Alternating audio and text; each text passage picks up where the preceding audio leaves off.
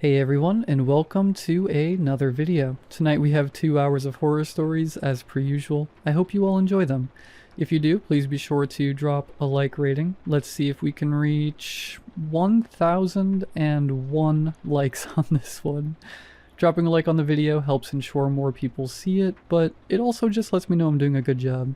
Subscribing if you are new is also very much appreciated, as I do post content just like this all of the time. We've been at this for over 10 years. You can pretty much guarantee I'm shooting for at least another 10.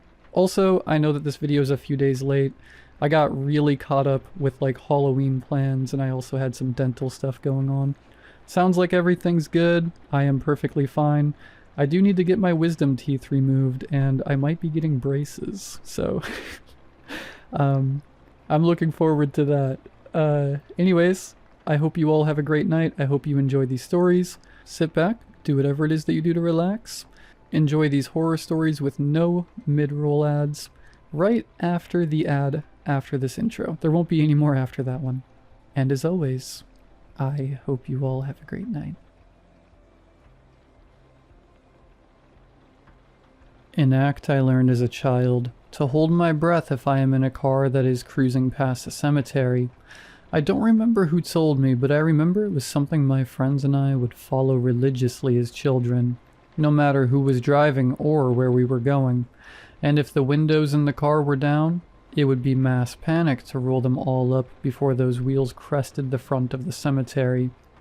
Back then, they were the manual crank windows, the ones that took all of my scrawny kid strength to get closed. But in those moments, they always managed to close in the nick of time. I'm not sure any of us knew why we were doing it. I certainly don't.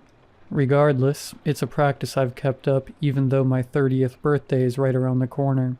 It wasn't like I had big plans for my birthday, but it would have been nice to be able to celebrate it. I remember making the concrete decision when I got my own license that I would keep playing the game for nothing if not for myself. Sometimes the practice seems silly to acknowledge, but my mindset has always been, I'd rather be safe than sorry. If other people are in the car, I'm discreet about it. Much less fanfare than when I was a kid.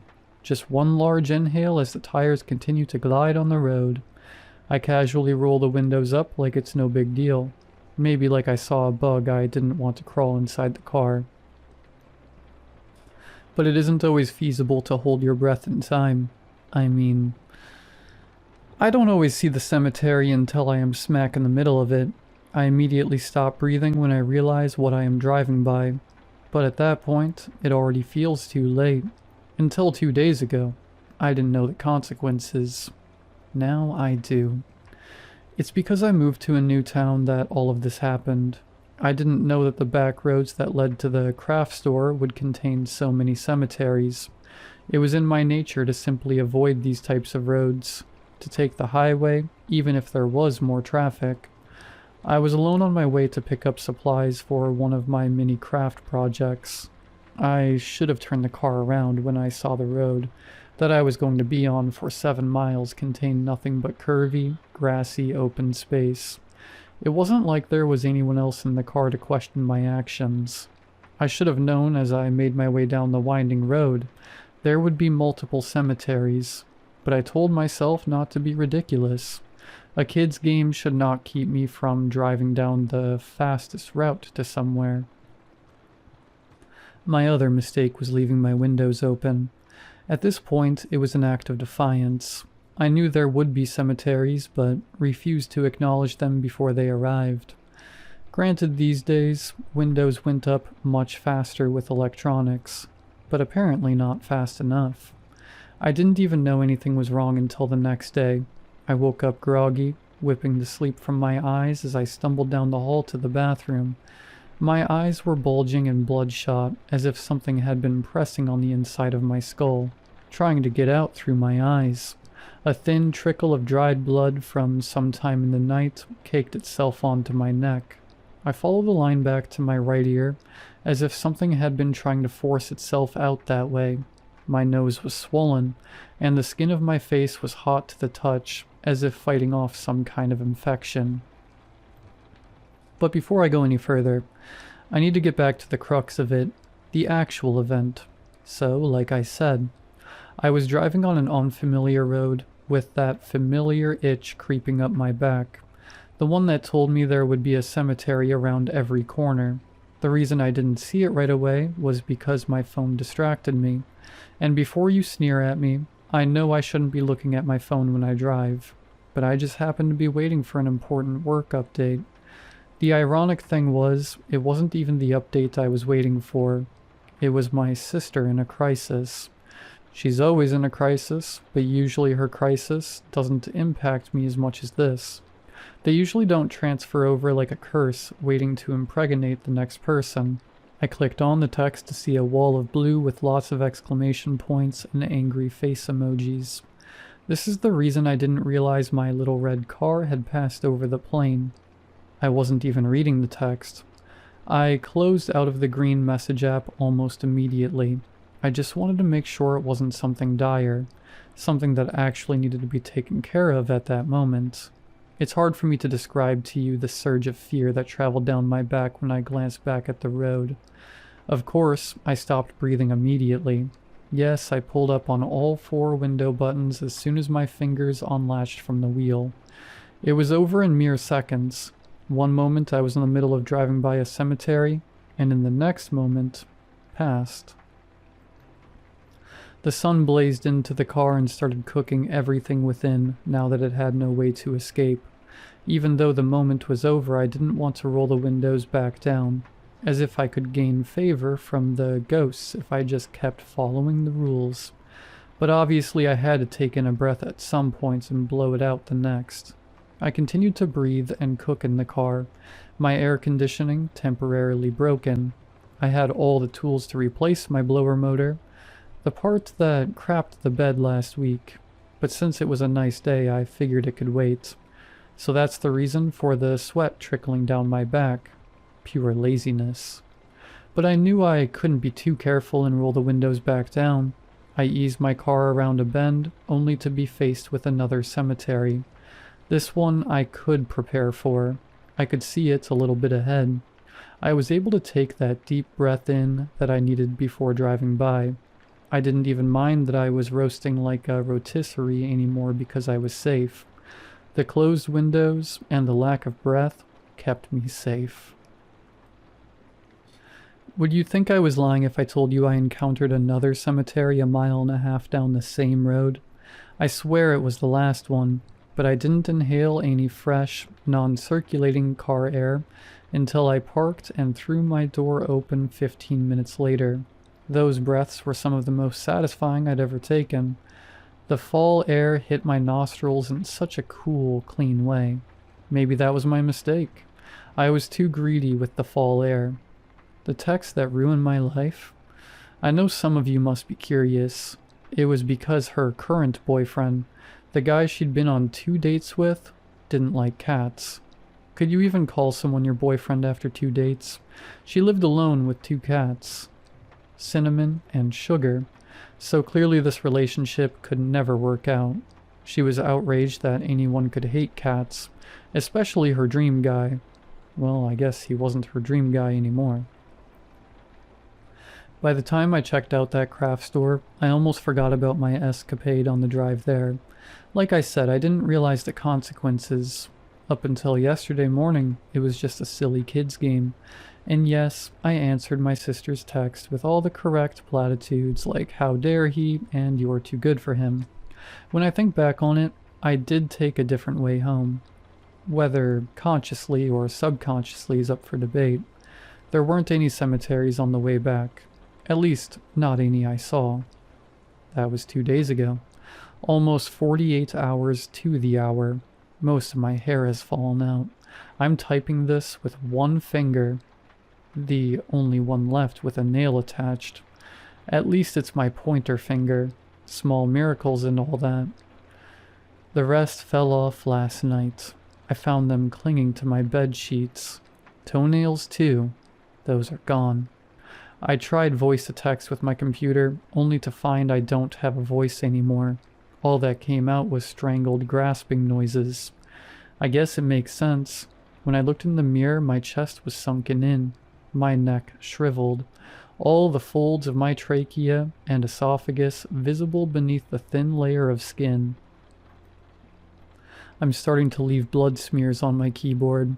I don't think this nail is going to last much longer.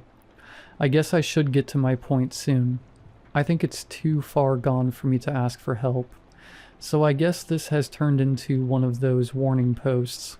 You know, the ones that tell you to watch out. Always look behind that corner. Turn on the lights before bed. In this case, always check for cemeteries. Never take your eyes off the road. There are so many questions that must be left unanswered. What about the air conditioning or the heat? Can the ghosts get in if you turn those on? Was it my open window, or do the windows not matter? Is it all cemeteries? All ghosts? Do you have to be driving?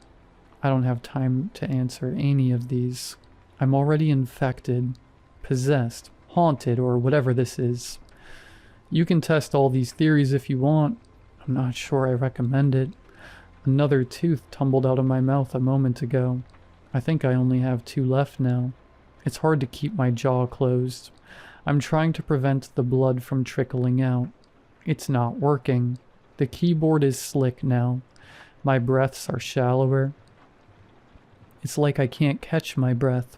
A bit ironic, as if the ghosts are still stealing the air from my lungs. Like I'm still driving past that cemetery. I think I only have a few moments left.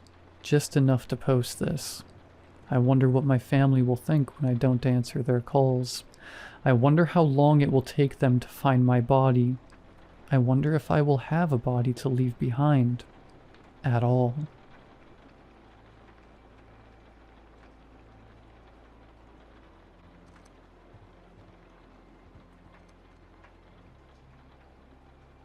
I'm a 26-year-old British male, and I graduated from university about 2 years ago. Not long afterwards, I found a remote job as a note taker. The job seemed simple enough.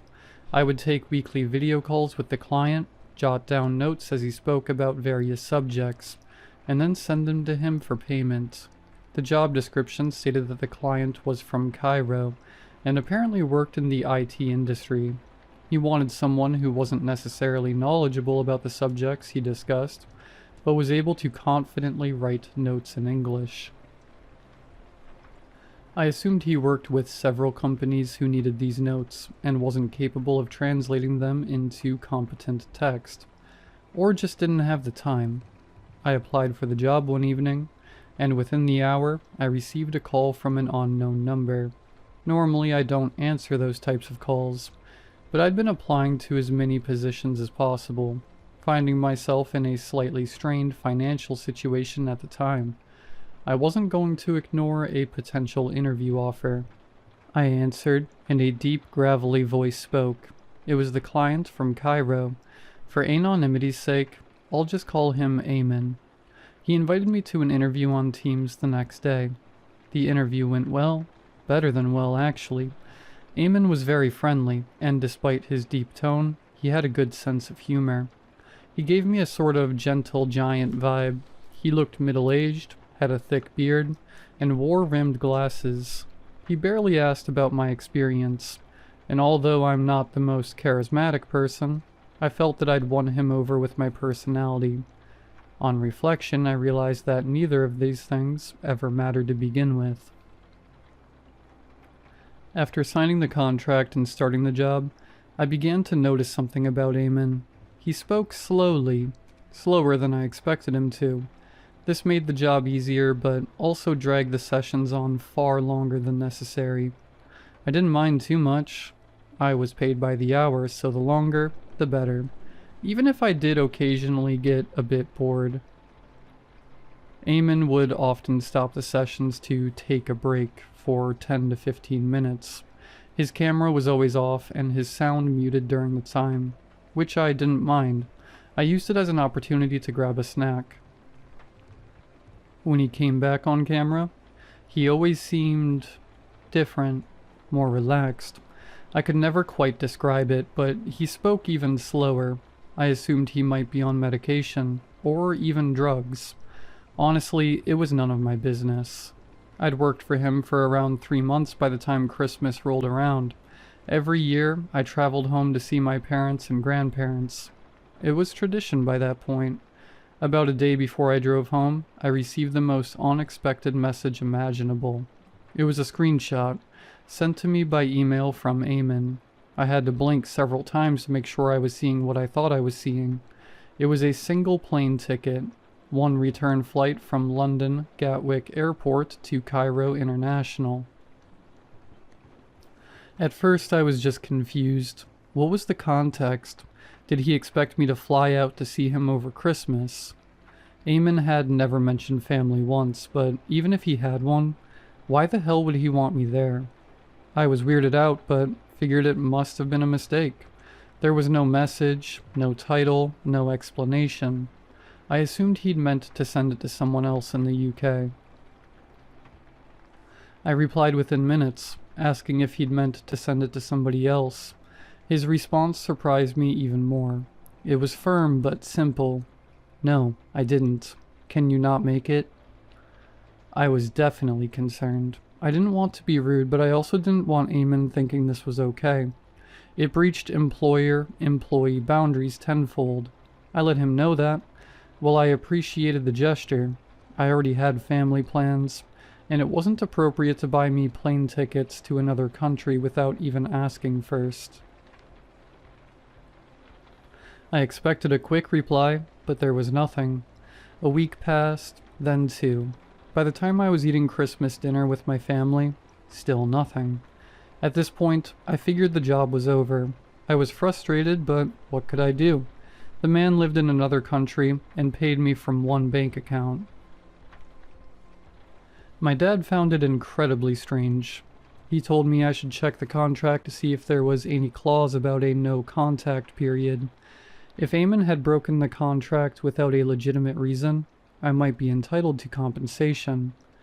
For the next week, I combed through the lengthy contracts. Not much stood out. It was mostly legal mumbo-jumbo, but just as I was about to give up, I found something. A clause stated that the employer could seize contact for a maximum of 3 weeks without explanation. If broken, a fair payout would be deposited into my account, and the contract would become void. I was shocked this clause even existed. Why did it exist? The most interesting part was the 3-week period was due to end the next day. So the next day, I constantly checked my emails, hopeful he'd message me, but also hopeful he wouldn't, so I'd get that payout. And exactly an hour before the 3 weeks were up, I received one. It was from Eamon. He apologized profusely, saying he'd been busy over Christmas and was sorry for buying the plane ticket without telling me. He claimed it was an early Christmas present, but realized it was in poor taste. He finished by asking if I was still interested in working for him. Of course I was. I needed the money and I didn't want to give up the easiest job I'd ever had. Eamon might have been odd, but I'd never meet him in person. He was harmless, behind a computer screen. When we jumped on a call a few days later, I was back home in my flat. The first thing I noticed was that Eamon was sitting in a new room. Previously, he'd always been in the same one. As if he could read my confusion, he immediately said he was in the middle of a move, and would be staying in multiple Airbnbs to save money. I thought nothing of it, and our calls went on as normal. Our calls became less frequent over the next few weeks, 1 or 2 a week instead of 3 or 4. Each time, Eamon was in a new room. Again, I didn't think much of it, until something made my blood run cold. Eamon was finishing a discussion about cybersecurity issues. I was halfway through jotting down bullet points when he announced it was time for a break. I looked up at the screen. Unlike most times, when Eamon would turn off his camera before leaving, he stood up first, revealing the wall behind him that his body had been blocking. At first, what I saw didn't register. Then, just before the screen went black, I realized what it was. A Type G socket. If you don't know, a Type G socket is exclusive to the United Kingdom, meaning Eamon was not in Cairo.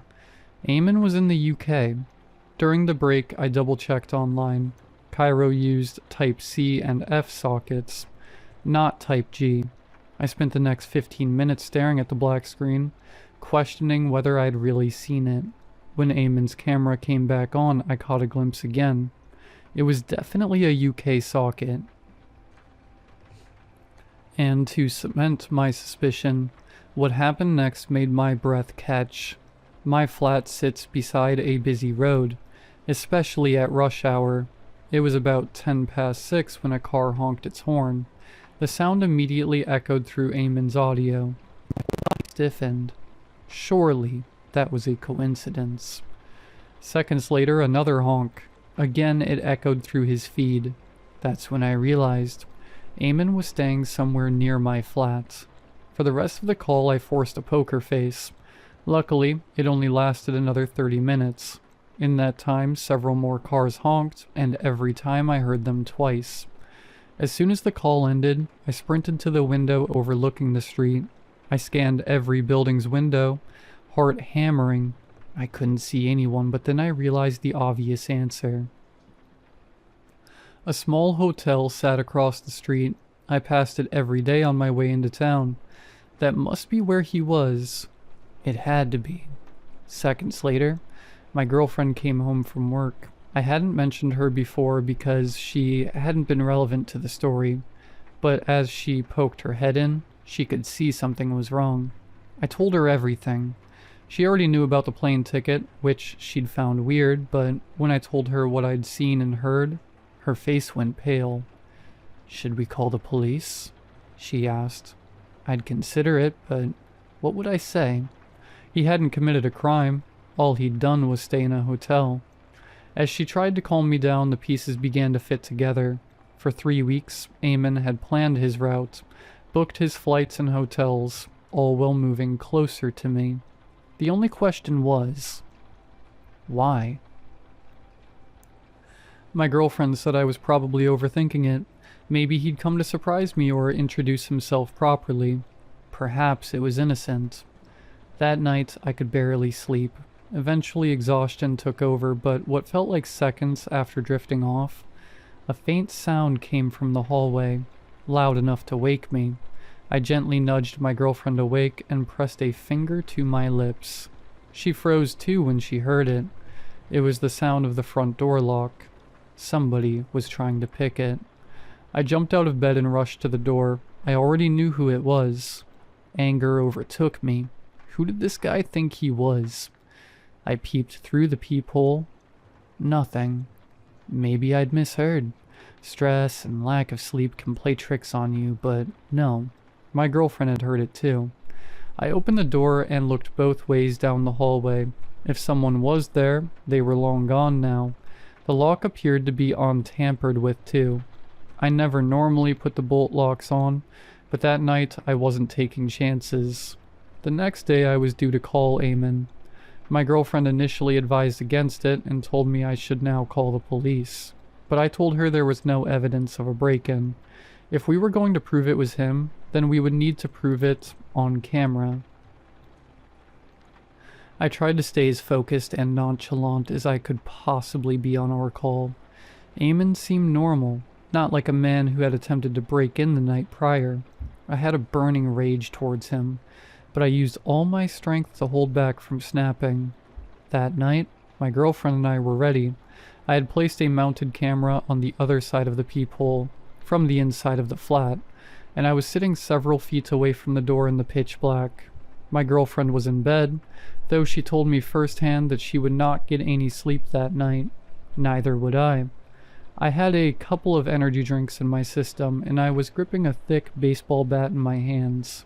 If Eamon would dare try and break into my flat again, I would make sure he didn't get another chance to try it. Granted, I was half terrified, but like I said before, rage and anger was firmly holding the other half of my emotions. To my surprise, I would only need to wait an hour past midnight before I began to hear the sound of the lock being tampered with. I waited a few minutes, making sure that the camera captured as much footage as it could. Then I slowly crept over to the door. I left the bolt locks off this time. I wanted to be able to unlock the door and catch him in the act. Whoever it was would swiftly get the bat to the head. That was the idea anyway. As I crept up to the door, my heart began to pound. When I say pound, I mean pound. It felt like it was on a treadmill. My hands began to shake and sweat, and the grip on the bat felt much less secure than it did a mere few seconds ago.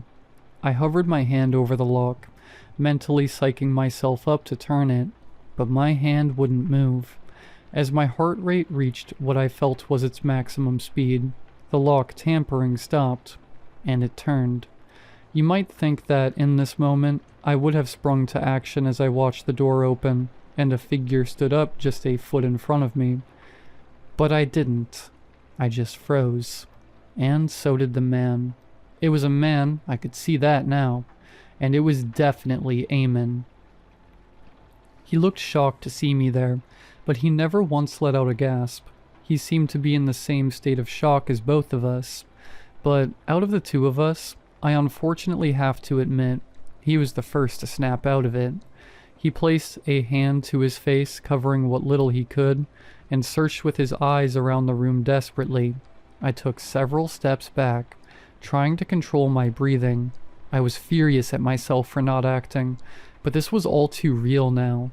I knew that if he took one step past me towards my bedroom where my girlfriend was sleeping, I would snap out of the trance. I almost internally begged for him to do that, so my body would remove itself from what comatose state of fear I was currently in. Eamon took 2 single steps into the room and then paused. After a few seconds of fearful silence, he looked around the door and smiled. He grabbed the mounted camera off the peephole and waved it in front of me, still smiling. I'll never forget that look. In that moment, he realized that no matter what happened, he was getting off scot-free with the evidence. Even that wasn't enough to snap me out of it, and before I could utter a single word, he was gone. It took a full minute before I could move my body again. The blood felt like it was returning to my vitals and limbs, and I could finally breathe normally. I didn't even chase after him. I just closed the door and bolted the locks. I want to end this story by telling you that I am ashamed every day of not acting when I came face to face with this man. Every night I play the situation out again and again in my head. The initial confidence, then the fear that followed, and finally the immobilization of my own body. It makes me sick to think I acted like such a pathetic coward. Nothing can prepare you for moments like those. The worst part is that if it happened again, I fear the same outcome might happen. To clarify what happened, and most importantly, why it happened, well, after the event happened that night, me and my girlfriend phoned the police and explained everything. The police visited the hotel across the street and found nobody. Eamon had been confirmed to have already stayed in the hotel, having booked in a few nights prior, and had left the very same night, just minutes after he had broken into our flat. He had not used Eamon as his name. Instead, he had used a very English-sounding name, and had even provided fake ID documentations, which were so well forged that they hadn't even flagged up on the hotel system. Whoever this guy was, he was a pro. I was able to show the police the list of all my bank transfers too, but they weren't able to trace any of the payments. The account had been closed, making it impossible to get any trace. It wasn't until around last week that the police gave us some information that would change everything, almost 1.5 years on from the incident. Eamon hadn't left the UK. He had been staying in various hotels, using fake ID after fake ID to remain anonymous. He was getting away with it too.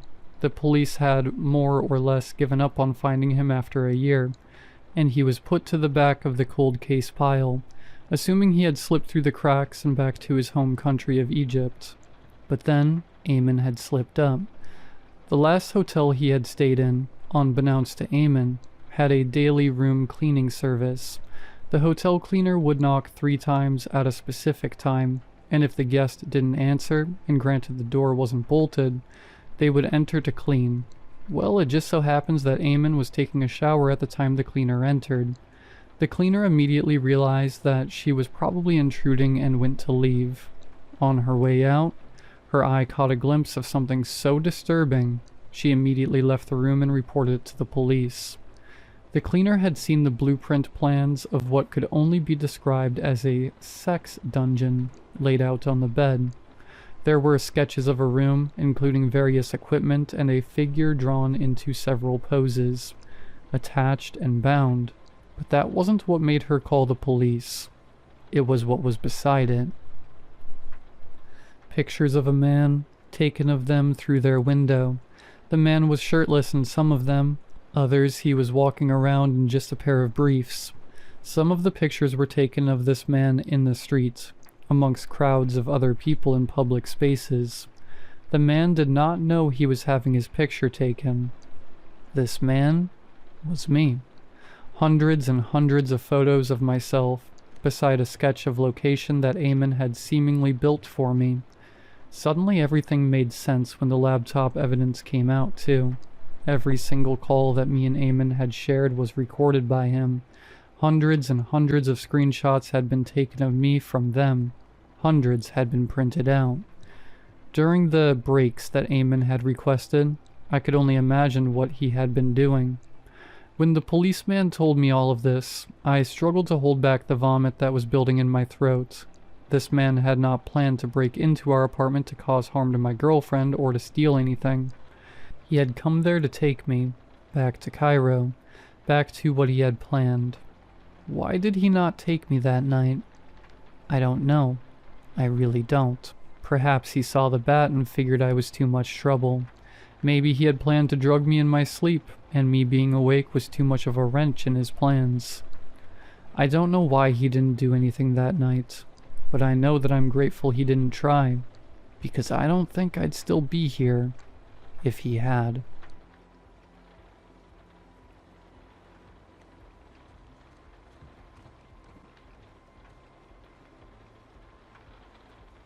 My name is Joseph. I'm a 25-year-old living in Wisconsin. I am part of a very close-knit friend group composed of about 7 people. My 2 best friends being Ben and Max. Ben is a lively, dependable guy. Max is a very chill guy. Polite, super empathetic, and a bit anxious at times. Both are super funny. All 3 of us play games once a week together whenever we find an evening open. It's the way we hang out when life gets too busy to see each other in person. It's sort of a comfort zone for all of us. We've been doing things this way for years. In this friend group, it's a known rule that you're not allowed to ask to come into my room. You either barge in or don't come in at all. We've never really shared why, outside of our group. I think I just need to share it somewhere. My friends believe me when I talk about it, which was great at first. After the past 3-ish years, though, I've started to doubt myself and feel awkward keeping it as a rule. I don't know, maybe that's an excuse. Maybe I just want it out there. Around 3 years ago, when I was about to turn 22, I had a free evening after work and texted the group chat to see if Max and Ben were free. At the time, I lived in a suburban duplex apartment. I got normal responses from both of them. We have a unique flavor of stupidity that we throw around when talking. It felt pretty standard at the time when they responded. We started pretty late, around 12 a.m. Our game sessions usually lasted a few hours, and seeing as I had been getting up at 6 a.m. every morning, I was pretty tired and a bit loopy already. We hopped on a game we'd played together probably hundreds of times. The game itself doesn't matter much. Just a standard voice chat game you could run around and screw with each other in. Everything for the first couple of hours was very normal. Playing on random maps, messing around, moving on to the next one. It was fun as usual. The first instance of something feeling off came when Max and I were separated from Ben and crossing a concrete bridge together. We'd been over this bridge back and forth many times while playing this game in the past. Midway through overwalking it, I heard Max's voice behind me in-game. "Charlie, come over here. Look at this." Seeing as my name is not Charlie, I turned to him and tried to respond comically in my best impression of a Boston accent. "Who be Charlie?" It didn't bother me or anything to be called the wrong name. Not the first time. I just couldn't think of anyone we knew named Charlie. He was looking out over the left side of the bridge. On the right side of this bridge was a giant concrete wall that went up higher than you can realistically climb above. On the left side was a huge, deep cavern with a thick, dark fog in it that made it look infinite. He was staring into it. Ah, whoops. Yeah, sorry, man. But do you see that? I ran up and turned my character to look into the fog with him. I couldn't really see anything. Not really. What are you looking at? There's a little outline of a person down there. It's really dark, but it's closer to the base of the bridge than you'd think, with the fog. I looked down a bit, but searching around I couldn't see anything. We'd played this map tons of times, and already knew most of the odd secrets to find, so I started to wonder if he was messing around. "Can you send me a screenshot?" But there was no response. I waited a few moments, but his character was just sitting there, suddenly dead quiet. It seemed like he'd actually taken his hands off the keyboard and mouse. "Hello?" My first thought was that his internet was struggling. I sat there waiting to see if he needed to be invited back in. After about 3 minutes, though, I realized it wasn't his internet. I was able to call him on the phone when his character moved again and turned towards me. "Alright, good to go?" he said. I was really confused now. "Weren't you trying to show me something? Could you send me a screenshot of it?" I asked him. "Sure, I'll snip it later, but for now let's go meet up with Ben." At this point, I knew he was trying to mess with me. I just ignored it and we ran to Ben. Ben was already inside of one of the buildings nearby messing with makeshift cars he'd put together from random parts scattered around the map. "My engineering degree finally coming into play," he said, putting explosives on the front of the car. We drove around in his vehicle for a while and blew up whatever we found lying around. It was a lot of fun. No different than any other night we'd been playing together. One thing that was abnormal, however, was that Max kept going silent and unmoving for a few minutes at a time and didn't say anything. That was not really like him at all. He was anxious about inconveniencing people, so he was pretty clear about when he went AFK. Usually. "What do you keep getting up to do, Max?" I asked. "Yeah, I was wondering the same," Ben chimed. Max's character was running around picking up items, helping my family out with stuff off and on. Why? This was a pretty reasonable explanation. His family all lived really close by, so it was normal that he would get up and help them. Weird that they needed it at 2 a.m. in the morning, though. So we moved on. It was still unusual for him to do it without warning, but I wasn't gonna bug him without a real reason. After another bit of messing around, Max started to get a little quieter. He was still playing, but he didn't really say much. He also seemed like he was distracted by something. His character would stop moving occasionally, even if he was still talking on mic. Like, he was looking away from his monitor. I wasn't the only one to notice, because Ben walked up to him in-game. "Everything alright, dude? You've been really distracted today." "Yeah, if you need to go help your family, we can finish up playing for tonight." He didn't say anything for a few moments. "There's a guy outside on the street that's walked by the street lamp in front of my house like 5 times back and forth." I could hear a bit of anxiety in his voice. "That's weird. One of the neighbors?" Ben asked. "I can't tell. He's moving pretty quickly when he does it," Max responded. I could tell he was watching out his window. What the hell? That's scary. The guy's just standing under it now." "What does he look like?" Ben asked. He sounded as nervous as I was. "Not sure. Early 30s, maybe. He's not one of the neighbors." "Be careful, man," I said. It was really unusual for Max to be this scared of something. He is an anxious guy with social situations, but he's pretty strong-willed when it comes to actual danger. I'll be right back. I could hear Max get up away from his computer. Ben and I looked at each other's characters. After a bit of tense silence, Max finally spoke again. He walked away. That was freaky. Glad my window is pretty well covered by the bushes out front. Yeah, that's pretty weird. Might just be an oddball taking a night walk. Ben was trying to be reassuring with this, but we were all a bit anxious. It might have been a bit dramatic to be worried about a random person standing under a street lamp, but it was more about how nervous Max seemed. It was really unusual for him, not to mention how late it was. We played on for a while. We joked around and started to drift back into laughter. This is where things started to freak me out a bit. I got a call from Max on the phone. Hey, can you hear me, Joseph? Yeah, why? But then I realized something. I could hear Max speaking in voice chat. He was running around and talking loudly with Ben. I could hear it clearly, but what he was saying in-game was not what I heard over the phone.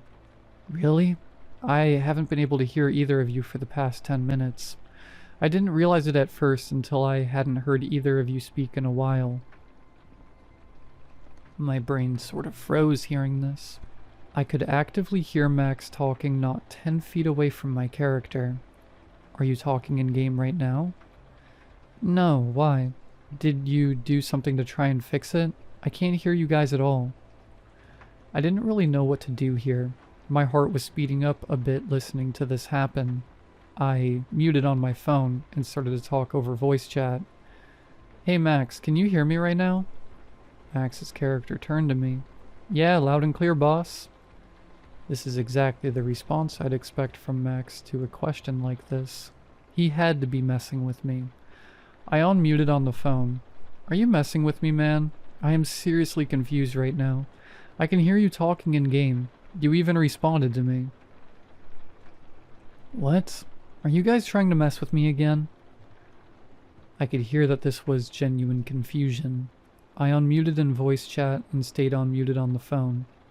So you can hear me right now? Both the Max on the phone and the Max in-game gave different responses at the same time. This didn't feel like something Max could have pulled off for a random joke. It was very convincing. I muted in-game again. This started to freak me out. I couldn't logically figure out what could be going on, and it was making me uncomfortable. I kept thinking back to the weird stuff Max was doing while playing. Something about it was bothering me. The Max over the phone was the least likely to be some sort of a hacker, so I decided to talk to him. I can hear you talking in-game. You're talking right now and messing around with Ben. I figured I should just clearly explain to him what's going on. You two need to stop doing stuff like this. It always freaks me out. There was a twinge of laughter in his voice. I could tell he didn't believe me.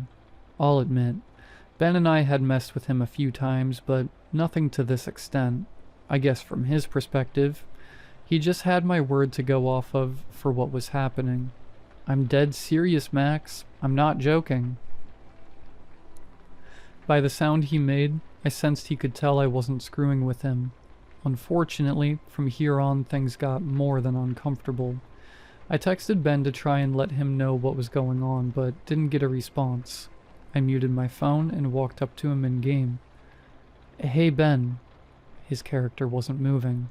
I think he got up to do something real quick, I heard Max's character say. I didn't like that I couldn't tell if it was really him or not.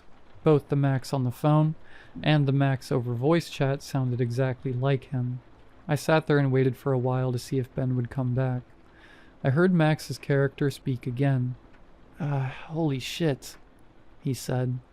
This sounded like he was genuinely startled. It made my heart sink a bit. What? I can't see it clearly on the street, but I think someone's being attacked. I see something in the road, and a girl is screaming. I heard a loud noise that sounded like him getting up from his chair and ripping off his headphones. What is that? What? What? I heard a sudden movement that sounded like he slammed his hands against the desk. His breathing became really loud. He was right next to his mic. It sounded like he was trembling. I think that saw me. It saw me. It looked right at me, Joseph. Ben, someone needs to call the police. My phone isn't in here. It's in the other room. I was just stuttering, trying to think of a response. At this point, I didn't know what to do, because I was on the phone with who I thought was Max already. Ben was still silent.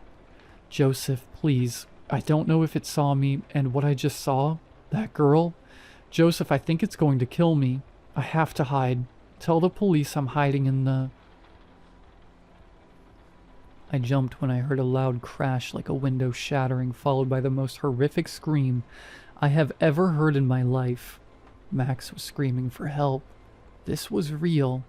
There's a difference between a fake scream and someone pleading for their life, and this was real. It made me feel queasy. Max, are you okay? I screamed through my phone. Yeah, I'm fine. Why? What's going on? Max, you were screaming. It's coming from your character. You're being attacked or something. It sounds so real. Please tell me this is a joke. This is too far for me. I would not do that, dude. I'm serious. This is scaring me. Are you both joking with me?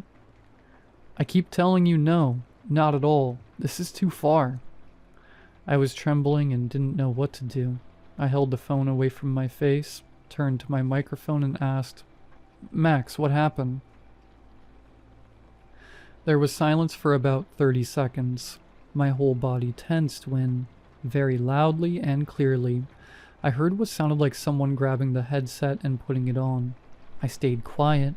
Someone was breathing very quietly on the other side, and Max's character began to move again. Over the phone I asked Max whether he was moving or not. No, I'm on the phone across the room from my PC. Something about the air of the situation had changed. I didn't know if I should move my mouse or speak. What was moving the character? Who was I on the phone with? It sounded like Max. Was it? Out of nowhere, Max's character turned and froze, staring straight at my character. After a moment, it ran up to mine, and Max started speaking in-game. Can I come in, Joseph? Can I come in, Joseph? Can I come in, Joseph? It repeated this over and over. It didn't take a breath. The sound was almost like a recording. Then I realized something. I tore off my headphones. I remember feeling every hair stand up across my body. The character was repeating the phrase. I could hear it in my headphones, but removing them, I could still hear it. It wasn't just coming from my headphones. It was muffled, coming from my closet just a few feet behind me. I was unable to speak or move. Something about the noise I made caused Max to sound panicked. Dude, what's wrong? Are you crying? Something is in my room. I could barely get the words out. Max said he was going to call the police, which made me panic even more. I would be alone with this thing while he was on the phone. No, Max, please stay on the phone. It's here. It's in my closet. I'm terrified. What do you mean it? Wait, no, just stay quiet. I'll stay. Don't worry, man. I'm here. I'll message the group chat and tell someone to call the police to your house. I sat there silently for far too long, shaking. I could still hear the muffled words coming from my closet. Not once did it pause or slow down. It sounded like Max, but I knew it wasn't. I couldn't tell if it sounded excited or distressed. Its voice was getting shakier with each passing repeat. My heart was going so fast I thought I was starting to have a heart attack. I wasn't even trying to figure out what this was anymore. I wanted out of there. But the door out of my room was on the other side of the closet. Okay, Joseph, Mary is calling the police. Just stay put and quiet. I'm also getting in my car to drive over there to you. I'll tell the others to meet me there too. I tapped my phone in an attempt to acknowledge him. Suddenly, the repeating voice stopped. I was petrified to think it may have heard me. The tap was so quiet. I don't know how anyone would be able to hear it, especially from the other side of a closed closet door. I'd also spoken a moment ago. Why did it react this time? Then it started up again, repeating. Whatever it was listening for movement. Despite this, I decided to try to get past the door. The window behind me would be loud, so it wasn't an option. I took very slow steps, trying my best not to creak the wooden floorboards beneath the carpet. I got to right before the closed closet door. I could hear it clearly. Deep in the lower part of the closet, it wasn't whispering, and now that I was closer to it, I could hear something else. Very quietly and softly, in between repeats, I could hear what sounded like tapping on the door. It was almost as if it was trying to knock. I did not want to step in front of that door. Every part of me was resisting. The moment I put my foot in front of the closet door, the voice stopped.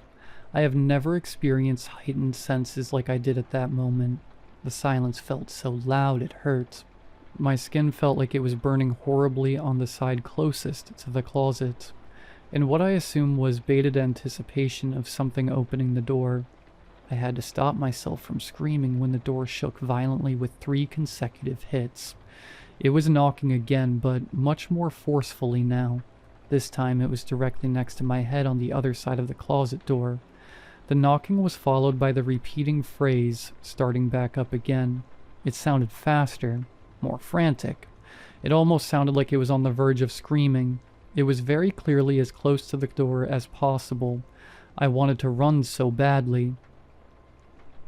With every step forward, the voice followed me, inches away from my ear on the other side. It obviously knew I was there, so I just gave in to my fear and sprinted.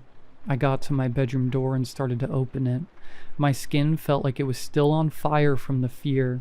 I heard something violently turn my closet doorknob behind me and push it open with immense force. I did not wait or look.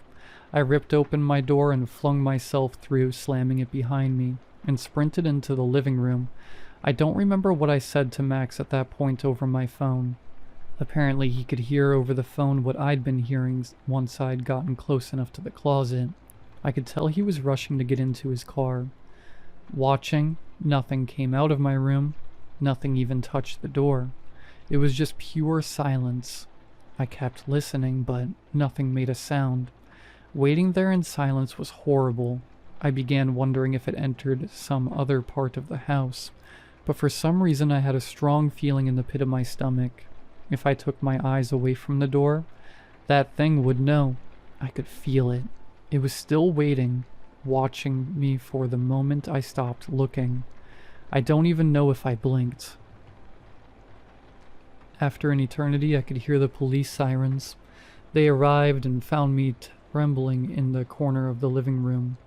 I don't remember much during this, at least accurately, but I know they searched the home and the room thoroughly. Max and the others arrived one by one not too shortly after. I had no proof of what was going on, but the police believed something had happened because of how horrified I was. Unfortunately, they suspected it was a bad drug trip of some kind. Granted, that is not only the more reasonable explanation, but is also not uncommon here. My friends and parents testified that I was not a user of drugs of any kind, so I didn't have to get a drug test, but I get the feeling the officers used that as their explanation. My friends and I did our own research of the house after the fact. My friends are overprotective of each other, so it was hard to convince them not to. We ended up finding a few things.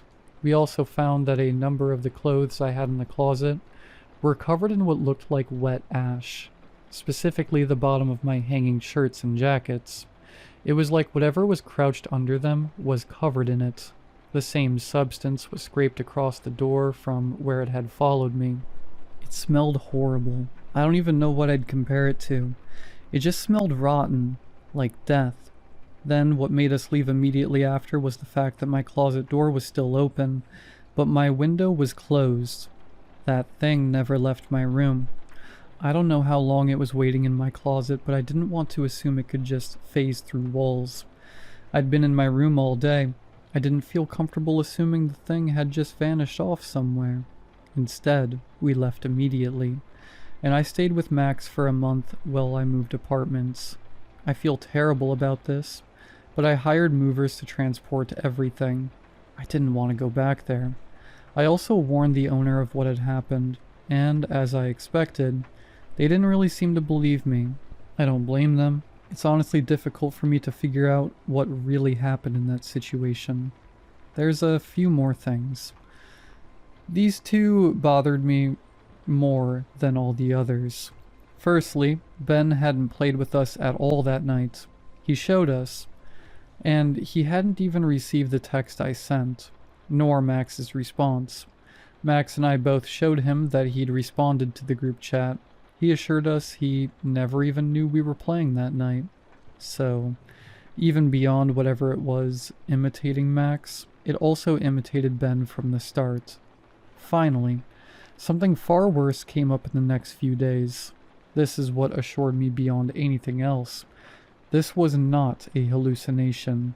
In Max's neighborhood, a woman was found mutilated in a field that lined the street in front of Max's house a few days after all of this happened. No information was put forward to the public other than her name. It was one of Max's neighbors, one he'd never spoken to, but a woman he'd seen many times. She was dead. Whatever was speaking to me as Max wasn't just making things up. It had killed that woman, and told it to me as if Max was watching it happen. I've wondered many times if it was really happening in front of Max's house, while I was on the phone with him. I burned the clothes that had the ash on them out in a field as soon as I got them from the movers. I didn't want anything to sit remaining from this. Ever since that night, we've depended more heavily on in-person hangouts.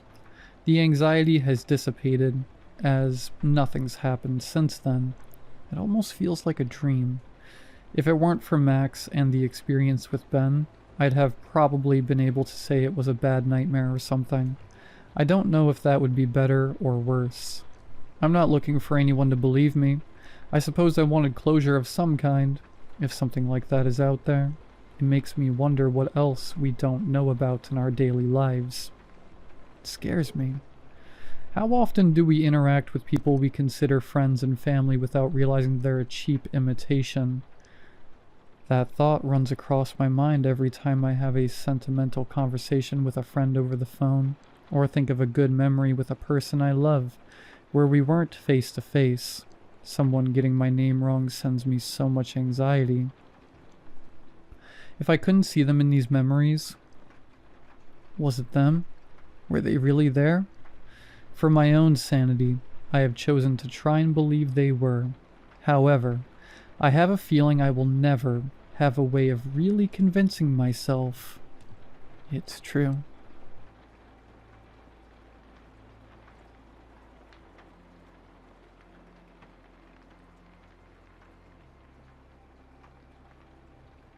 My sister Maya loves plushies and dolls. She collects them from everywhere. Garage sales, thrift stores, vacations, and random stores she finds online. Her bedroom shelves are crowded with soft faces and glassy eyes staring out from every corner. A few of them, though, are different. Not broken exactly, but wrong. My brother Jake calls them haunted. The story is about one of them, a Furby named Bub. We didn't find Bub in a dusty box or a haunted attic. He came from a regular toy store in the mall, brand new and perfectly wrapped. His fur was spotless, his plastic eyes bright, his box untouched. Maya loved him instantly. I liked him too, even though something about him made me uneasy. Jake hated him from the moment he saw him. He said Bub's eyes followed him around the room. At first I thought Jake was exaggerating. Then I started to notice things. The way Bub's gaze seemed to catch the light even when the room was dark. The faint, broken whirring sound that came from him at night. Sometimes when the house was quiet, I could swear I heard a whisper from Maya's room. A faint, mechanical voice. Bub stayed in Maya's room with her other plushies, so it wasn't unusual when she came home one day holding something new. She had found a porcelain doll at a garage sale she visited with our mom. The doll had pale skin, a blue dress trimmed with lace, and deep green glass eyes. I found her at number 66, Maya said proudly. Her name is Clara. From the moment Clara entered the house, Bub went quiet. Completely silent. No clicks, no whirs, no whispers. I didn't think much of it at first, but later I realized that something in the air had changed. When I went into Maya's room one evening to borrow a notebook, I passed by Bub on the shelf. He was staring at the door, and when I reached for the notebook, a low, garbled whisper came from him, too faint to understand. It was probably my imagination, but it sounded like, "Hungry, feed me." Maya started carrying Clara everywhere. She talked to her constantly, like the doll was whispering back. Within a week, Maya looked different. She had grown pale, her cheeks hollow, her hair thinner. She barely ate, barely slept. Jake and I tried to talk to our parents, but they laughed it off. "She's just being creative," Mom said. I didn't think creativity made someone look like they were fading away. One night, I decided to get rid of Clara myself. The moonlight was weak when I slipped into Maya's room. Everything was still. Her dolls watched from the shelves, and Bub's eyes glimmered faintly from the dresser. As I crept toward the bed, I could have sworn one of his eyes flickered closed, like a wink. Clara lay beside Maya, her green eyes half open, only human. Her hair seemed thicker than before, her cheeks faintly pink, her lips slightly parted in what almost looked like a smile. When I picked her up, her body was ice cold. The chill ran down my arms. I didn't stop to think. I just rushed outside and threw her into the trash bin. That was supposed to be the end of it. The next morning, Maya walked downstairs with Clara in her arms.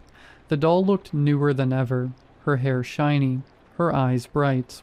Maya looked exhausted, but she was smiling. When I met Clara's gaze, I thought I saw amusement there, a kind of quiet, knowing victory. A week later, our parents went away for their anniversary. It was just the three of us, Jake, Maya, and me, left in the house with a freezer full of pizza. That night, the table felt heavy with silence. Maya sat opposite me, pale and distant, with Clara perched neatly on her lap. Every so often, Maya's hand twitched, as though someone were tugging invisible strings. "Do you want a bite, Clara?" Maya asked softly. Jake sighed. "Oh my God, Maya, it's a doll. It doesn't eat pizza. Can you stop being weird?" Maya looked up. Her eyes didn't look brown anymore. They were cloudy with a faint greenish tint. "Clara says you shouldn't talk to me like that," she said, "or you'll get punished." Jake laughed, but it was uneasy. "Okay, that's enough." Her voice changed then. It deepened, hollow and wrong. "You don't take us seriously." Before I could move, Maya grabbed the steak knife beside her plate and drove it into Jake's hand. He screamed, jerking back as the lights flickered out, plunging the room into darkness. When they blinked on again, Jake was clutching his bleeding hand, and Maya was already running upstairs. The doll clutched tight against her chest. I remember those green eyes glinting as she turned the corner. I didn't think. I just followed. Maya's bedroom door slammed shut behind me as I entered. The curtains were drawn, the air cold. I could hear her breathing somewhere in the dark. I fumbled for the light switch, terrified of what I might see. When the lights came on, Maya was sitting on the floor, her back to me. Clara's arms were wrapped around her neck like a child's embrace. The doll's head turned slowly toward me, her lips curling into a painted smile.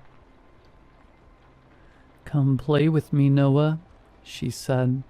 Her voice wasn't Maya's, or anyone's.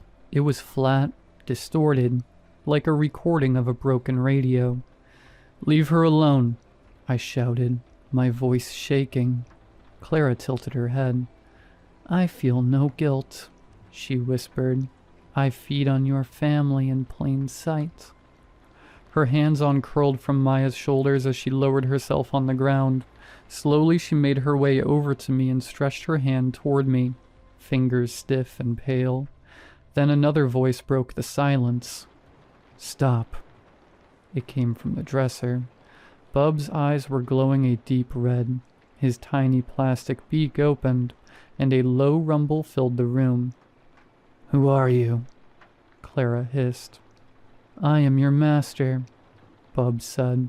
His voice was layered and mechanical, but heavy with authority. "Bow down to me." Clara screamed, a sound that rattled the walls. Her porcelain face cracked down the middle. Smoke rose from her chest as she twisted and convulsed.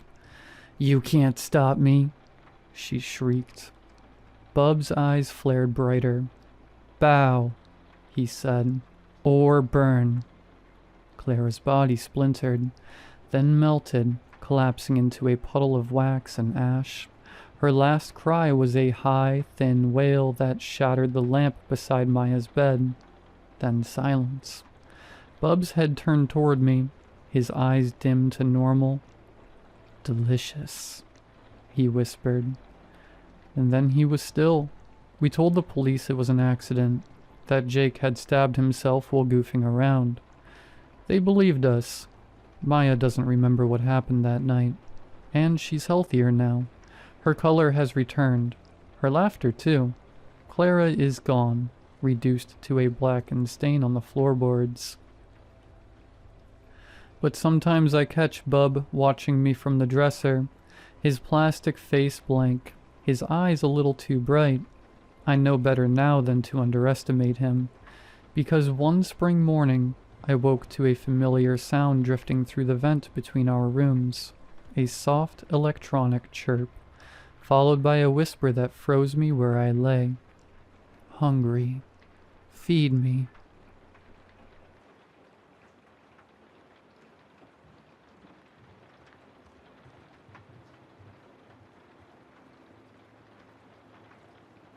I don't usually post stuff like this. I don't even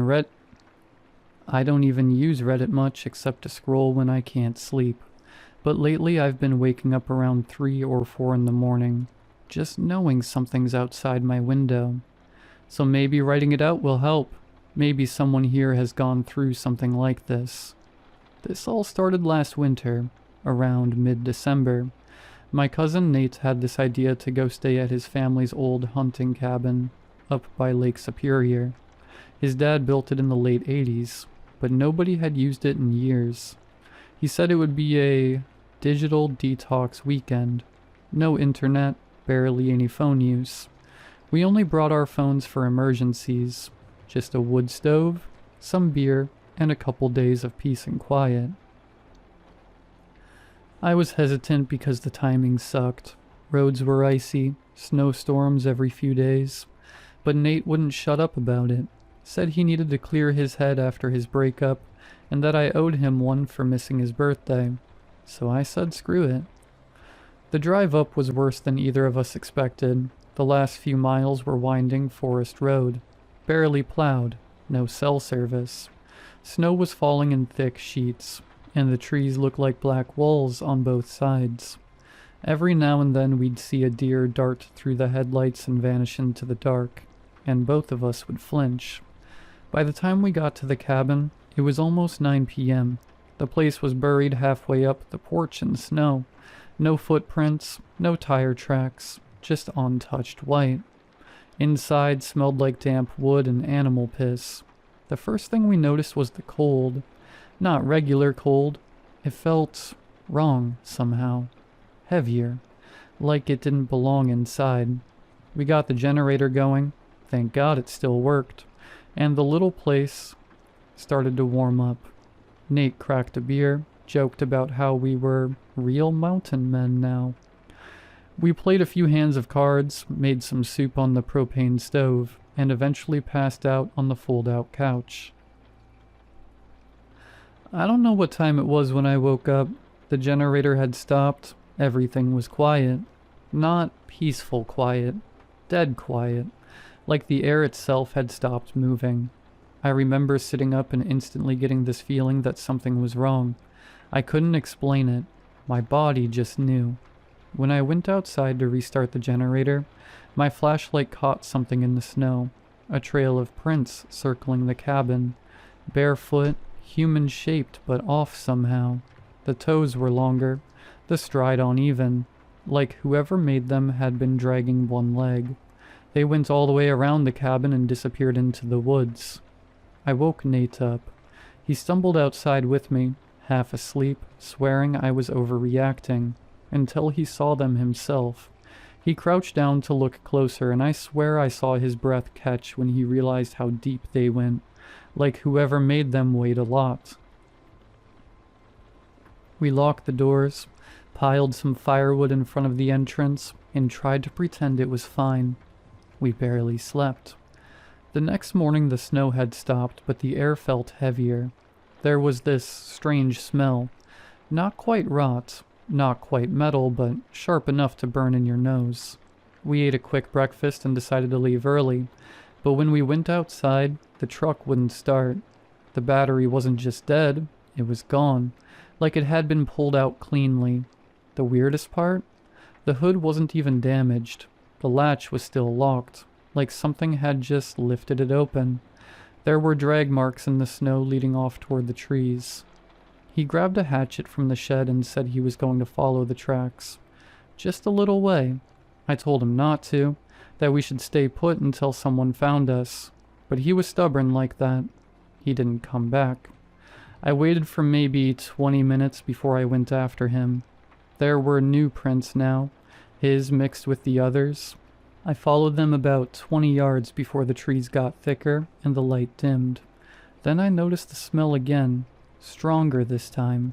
Something was hanging from a branch ahead, part of Nate's flannel sleeve, torn clean off, and below it, the snow was soaked dark. At least, it looked like blood.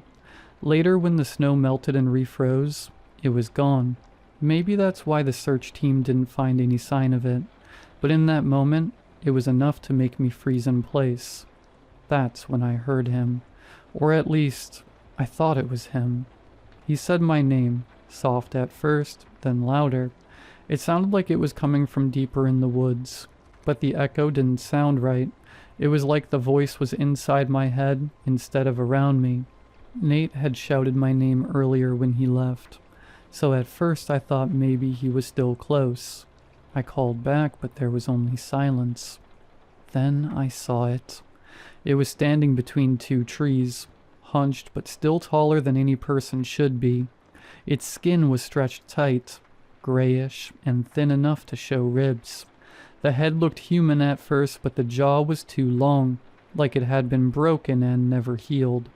When it opened its mouth, I could see black around its gums, and something wet and red dripping from the corners. It stepped forward, and the sound it made wasn't footsteps. It was more like cracking branches inside the snow. I don't remember running, but I must have. I just remember the feeling of my lungs tearing apart in the cold air, and the moment I saw the road, a narrow stretch of white cutting through the trees. I didn't stop until I hit pavement, maybe 2 miles away. When I finally got to a gas station, I called the sheriff's office. They told me the roads were blocked by fallen trees and they couldn't get a plow up there until the storm cleared. They sent a team 2 days later. Once it was finally passable, they found the cabin. They found the truck. They found Nate's phone, frozen and half buried about a mile from the property. But no Nate. No blood trail, nothing else. They said maybe a bear got him. I didn't argue. That was 8 months ago.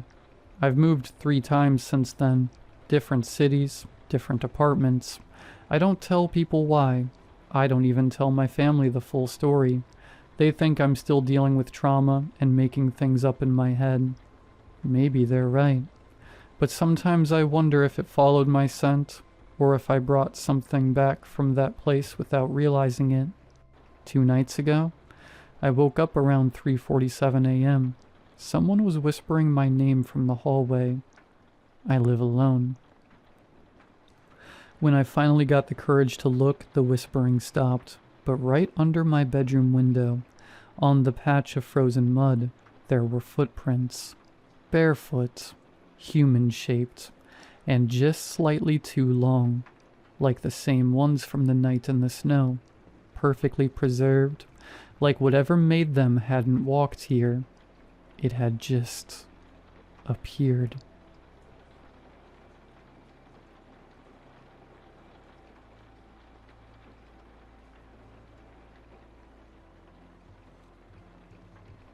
I don't know if I'm losing my mind, but I need to write this somewhere before it gets worse. I live in a small 2-bedroom apartment on the edge of town. Not quite the city, but not the countryside either. It's one of those complexes with identical beige buildings, a half-empty parking lot, and a chain-link fence separating it from a strip of woods that no one really goes into. The kind of place where people keep to themselves. I've been here for 2 years. It's quiet, which I like. Or at least it was. About 3 weeks ago, I started hearing this weird noise outside my window at night. Not just random noise. It sounded like someone walking. Not heavy footsteps, but slow, dragging ones. Like bare feet on pavement. At first I thought maybe it was one of my neighbors coming home late, or some raccoons going through the trash. But the sound didn't make sense. It would stop right beneath my window, stay there for a few minutes, and then move toward the fence that leads to the woods. After a few nights of that, I started looking out the blinds when I heard it, but I never saw anyone. Until the 5th night. That night, I was up late working on my laptop when I heard it again. Slow, scraping steps on the sidewalk below. I peeked through the blinds. The motion light by the parking lot flicked on, and for a split second I saw a figure standing near the fence. It was tall, too tall and thin, but the proportions were wrong, like someone had been stretched out. I could see its outline in the yellow light. It had long arms that hung lower than they should have, and its head tilted like it was listening. Then the light turned off, and it was gone. I didn't sleep that night. I told my neighbor the next morning, a woman named Danielle who lived here longer than I have. She looked uneasy when I mentioned the woods. She said she's heard weird noises too, especially around 2 or 3 in the morning. Crying sometimes. Could be coyotes, she said, but her voice didn't sound convinced. I tried to brush it off. Maybe it was an animal. I even left my phone recording one night while I slept, just to prove it was nothing. When I played it back the next morning, most of it was silence until about 2:17 a.m. That's when I heard footsteps, then this sound like something whispering, really close to the microphone.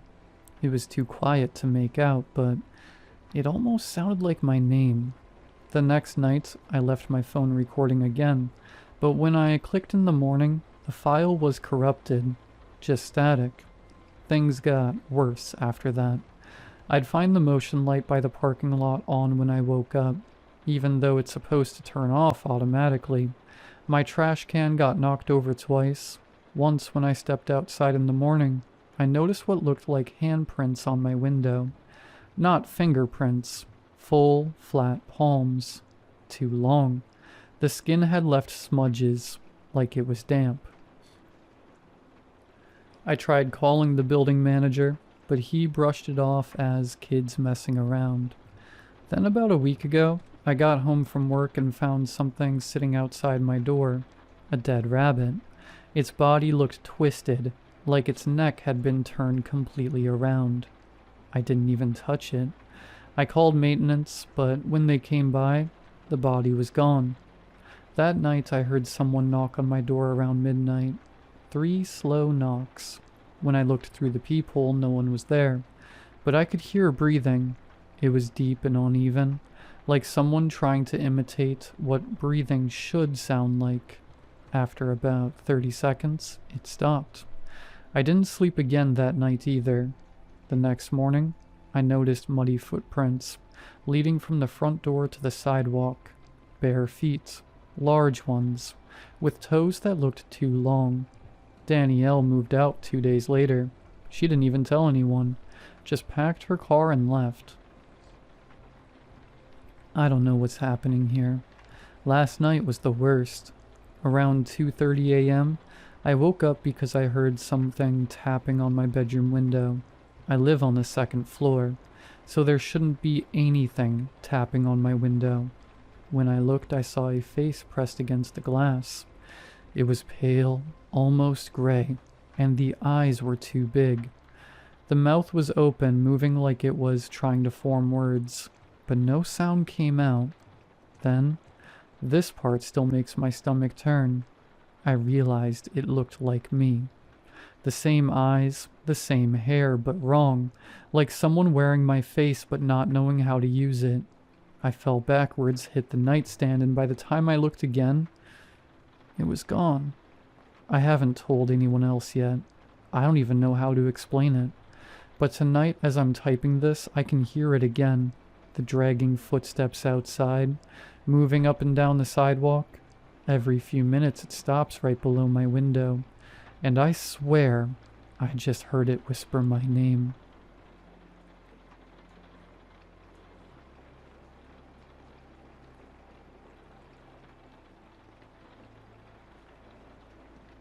When my wife Sarah and I bought the house, it felt like a dream come true.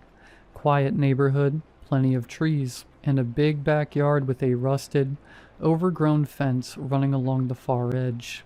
The realtor said the forest behind it was undeveloped county land. No trails, no utilities, no trespassing. She mentioned the fence was probably an old property divider. But it wasn't just a fence. It was nearly 8 feet tall, made of rusted iron, with twisted, sharp points along the top, like it was built to keep something in, not out. Right in the center, hidden behind vines and moss, was a gate, welded shut with thick seams of metal and rust. On the inside of the gate, our side, someone had carved a single word into the metal: stay. At first we thought it was some strange leftover from the previous owners. Maybe they were paranoid. Maybe they had kids and wanted to scare them from wandering into the woods. Now I think they were trying to warn us. The dog noticed it first. Bear is usually friendly, dumb as a rock, but loyal. After we moved in, he refused to go near the fence, wouldn't even step into the backyard. He'd stand at the sliding door, growling softly, tail low, ears pinned. Then the dream started. Sarah said she kept dreaming about the woods, dense black trees packed tighter than they should be. She said she heard things walking just out of sight, shapes moving between the trunks. I shrugged it off, told her it was stress. New house, new environment, normal adjustment stuff. Then I started having the same dreams, and then it got worse. One night last week, I woke up at exactly 3:17 a.m. Not from a noise, not from a nightmare. I just knew I had to wake up. The house was silent. Even Bear wasn't snoring. I got up and looked out the back window. There, standing inside the fence, on the other side of the welded gate. I couldn't see much, just a tall silhouette. Pale, almost white, barely human-shaped. It didn't move, didn't run when I turned on the porch light. It just raised a long, thin arm and pointed at me. I blinked. It was gone. The next morning, I found bare footprints in the dew. Human-looking, but wrong. Toes too long, arches too low. They led from the gate, across the backyard, and stopped right beneath our bedroom window. That night, Sarah said I was talking in my sleep. Not mumbling, whispering. She said I kept repeating the same phrase over and over. Let me back in. I remember now. Let me back in. I don't remember any of it, but she swears she saw me get up around 2 a.m., unlock the back door, and stand by the fence, just staring. She said I whispered something to the gate, and something whispered back. Last night was the worst. I woke to Sarah shaking me, tears in her eyes. The gate, she said. Listen. I held my breath. In the silence, I heard it. Metal groaning, a slow, dragging, shrieking noise, rusted hinges straining. We ran to the window. The gate was open, bent inward like something had forced its way through the welds. I grabbed a flashlight and went out barefoot, heart pounding.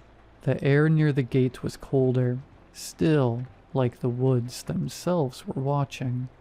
And that's when I saw it. The word on the gate, "Stay," was gone, scratched over with deep, jagged gouges. Now it said, "Welcome home." I don't know what I did. I don't know what's calling to me from those woods, but something is.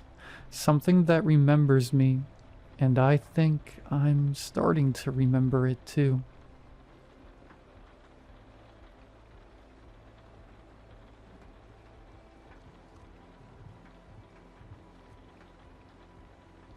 It's hard to say when it started. I graduated college a year ago now, moved to a new city far from home, started trying to do the whole grad school thing by myself. It was a lot at first, but after almost a year in, I felt like I was getting it all figured out. After my first few weeks here, though, I started feeling really, really off. And I don't mean mentally. I had headaches, chest pains, nausea, the whole deal. At the time, I was scheduling doctor's appointments to figure it out. I know now it was a precursor of my new condition. I was undergoing some kind of change that I didn't understand. At some point in the last 2 months, my body decided to fall apart. The first to go were my molars. You know that powdery taste that fills your mouth when the dentist drills into your teeth? That was on my tongue for 3 weeks. I was absent-mindedly smacking my lips for a month, trying to abate the calcium's tang, completely oblivious to what was coming. It was annoying, but it didn't seem dangerous at the time. I figured I could schedule another checkup once my new job's health insurance kicked in. That plan went out the window when I woke up and felt soggy clumps of teeth sloughing into the back of my half-awake throat. I shot upright, gagging and spitting. My tongue desperately felt along my teeth for the cause, and stopped once it reached the right first and second molars. There was still material there, but it wasn't bone. The closest thing I can think of to describe it is a sandcastle at high tide. There was a shape, some structure, but with every second, I could feel grains of myself slipping away to be digested by my own saliva. I wasn't scared yet, just confused. I was in shock, my brain refusing to put together what was happening. The fear came when I realized I couldn't feel it. Parts of my teeth were separating from the roots, and I can't feel it at all. My fingers dug into my mouth before I could tell them to, clawing for some kind of information. The only thing that came was a delicate squish, marrow spreading over my hand like warm butter. Naturally, I screamed. I screamed for a while. It took my voice giving out for me to even remember. I could move. I thought of my bathroom mirror. If I could just see what I was feeling, maybe I could figure out a normal explanation. I threw myself out of bed, but didn't find the solid footing of a functional step. Instead, my calf sunk into my ankle with a muted crunch. I barely had time to register my heel's liquidation before I hit the ground. My head bounced off the floor, more sticky resin seeping from my mouth into the carpet. My eyes instinctively moved to see what had happened. My left foot was mangled. It looked like the bones of my heel had vanished, leaving nothing to stop the shin from sliding into its position. Despite the damage, my toes could still wiggle. I could feel them just as I had my entire life. Moreover, just like with my teeth, pain wouldn't come. My head throbbed from the impact of the fall, but the foot felt perfectly fine. I leaned on my bed and began to lift myself up, being careful not to put any weight on my left side. I managed to find my balance, and attempted to limp toward the bathroom. I was surprised to find the foot could still support my weight if I was on my toes, but walking flat felt, I don't know, incorrect. Half sturdy limb and half waterbed, I guess. With each step, I felt whatever was left of my tarsals sloshing through whatever was left of the muscle, creeping into the structurally sound portions of my body. Finally, I made it to the mirror. If I hadn't shouted my voice apart earlier, I would have surely lost it then. Distracted by my own disintegration, I had completely ignored the lack of sensation in my right ear. While it remained firmly attached, the shape of it dragged down the side of my face. I hesitantly reached to touch it, and flinched as my fingers sunk into the deflated cartilage. My thoughts were brought back to my teeth. I leaned my head back and pulled my cheek to the side. My gums were slathered with the gritty, whitish substance. I closed my mouth tightly and sucked on my teeth in an attempt to wipe the slime away. I carefully opened up again. I prodded at where the molars had been rotted, and to my horror, the gums caved in as well. I heard it as much as I felt it, a soft, mushy squish. I didn't even have to call an ambulance. The neighbors apparently thought I was being stabbed to death with how loud I was shouting. The officer sped me to the hospital after seeing the state I was in. I spent 6 days in the emergency room. Needless to say, the doctors had the same amount of information I did. Latent genetic disorder was tossed around. I heard cancerous mutation at one point. They couldn't take a blood test because, in their words, my circulatory system had become irregularly located. They took some x-rays, but every time they would come out blurred, as if the machine itself was shaking from what it was looking at. Query after query, guess after clueless guess. They weren't able to help, but thought I was too fascinating to go unstudied. I got shipped from the ER across state lines to some specialty lab. The only possession I got to bring with me was my laptop, which would be nice if I couldn't see them jotting down notes as I typed this.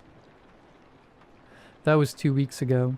At that point, if I have the timeline right, my left pinky, right cheekbone, left leg up to the knee, right leg halfway up the femur, one floating rib, and even more of my teeth had gelatinated, as they started calling it.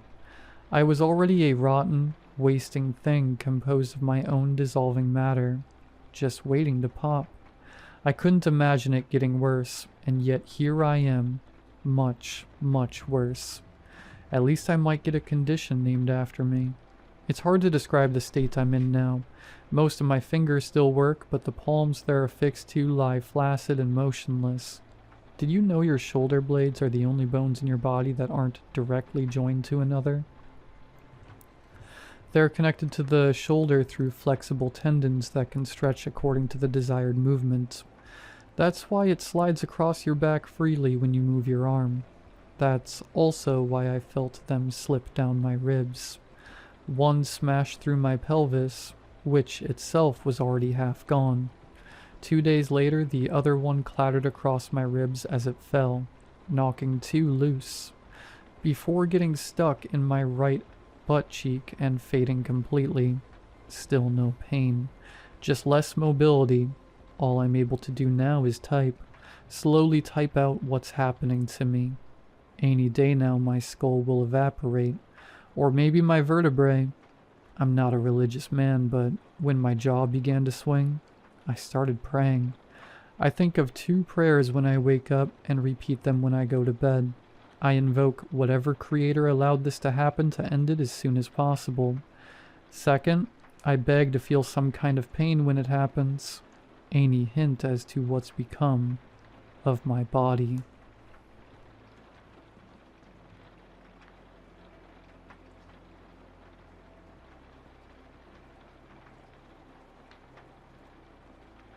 I clean houses for a living. Well, not the nice kind. The places I get sent to are the ones that sit in real estate market for years. Speak of hollowed homes, drug dens, and old estates nobody wants to touch. My boss likes to call them distressed properties. He always gives me the same routine when he hands me over the keys. Don't overthink what you see, just clean enough to make the place presentable. This time was slightly different. He added something new. And don't worry about any, well, funny markings in this one. That phrasing stuck in my head all morning. Funny markings. The house was way past the county line, a 3-story Victorian that was half swallowed by the trees along the side of the road. Every window had a shadow behind it. Inside, the air smelled like wet dust and mold. Why would anyone ever want to buy this place? Regardless, I worked my way up floor by floor, trying not to look too long at anything. Every surface felt sticky, like it remembered being touched. The wallpaper upstairs was peeling in spirals. There were these faint, reddish smears underneath it. When I reached the attic, I finally understood what my boss meant. The room was large and empty, but just in the center of the spoiled wooden floorboards, there was a dark imprint, and not exactly a stain. It had edges like a silhouette. You could see the curve of a head, shoulders, and knees forced straight. It was a person, or what was left of one, as if they had lain there for a very, very long time and their skin had melted into the wood. I tried to ignore it at first, but the longer I stood there, the heavier the air got. There was no smell at first, just this metallic taste that coated my tongue. I set up my bucket, poured bleach, and started scrubbing hard, but with an essence of pervasive reluctance that couldn't leave me. The wood hissed. I thought maybe it was moisture reacting with the cleaner, but then the stain bubbled. Little white blisters had formed along the outline of the ribs, popping with a soft crackle. The smell hit. It wasn't bleach anymore, but something sour like when you open a drain trap that hasn't been touched in like years. I gagged. My eyes began to burn. It felt like the fumes were crawling under my skin. My arms went weak, and a paralyzing pressure started building behind my jaw, like I was about to vomit, but nothing came up. The outline of the body didn't fade. Disgusted, I dropped the brush. I don't even remember climbing down the ladder. 1 second I was on my knees in the attic, and the next I was in the hallway, shaking like a rabid dog. My heartbeat was so loud it felt like its pulse filled the whole house. The bathroom was the only place with any running water, so I went there to wash the bleach off my arms. The sink was cracked but functional. The water came out cloudy at first but gradually cleared. When I looked in the mirror, my face was gray. My eyes had tiny red capillaries spidering from the corners. My skin began to itch. It broke into reddish, painful blisters. And when I rubbed at my forearm, it felt warmer than usual. I leaned over the sink to splash water on my face, and that's when the drain gurgled. It burped up a bubble the size of a golf ball. It popped, and the smell was... I don't even know how to describe it. Rotten flesh?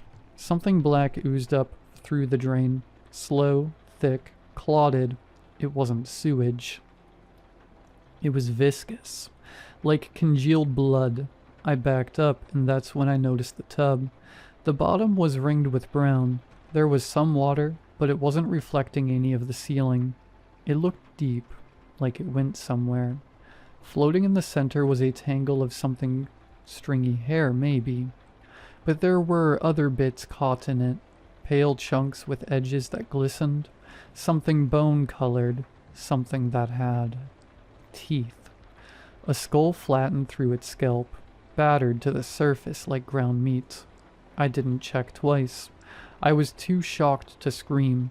I couldn't help but instinctively run away. I was done with this place. I left everything, the supplies, the keys, the ladder, and drove straight home.